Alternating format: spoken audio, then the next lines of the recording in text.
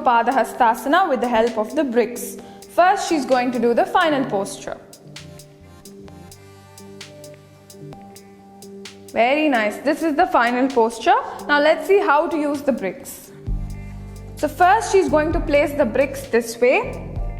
So this is the starting posture. The ones who have knee pains or any other severe injuries can first, start using the brick in this way, only this way. Now once you feel you're comfortable here, you'll change the direction of the brick to this way. Very good. Once you feel comfortable here, you will change it to the final way. Yes, you'll place it flat and place your palms on the brick.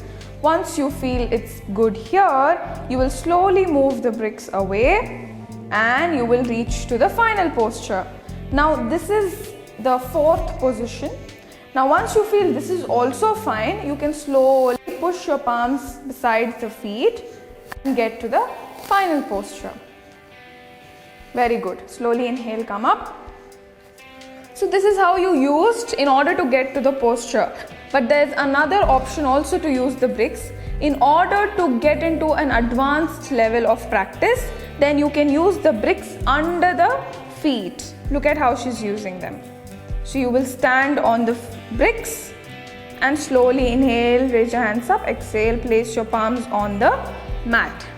This will increase the intensity of Padahastasana. Slowly inhale, come up and relax. So first start practicing how to do the posture, and once you are good at that posture, then you will start doing this. Thank you.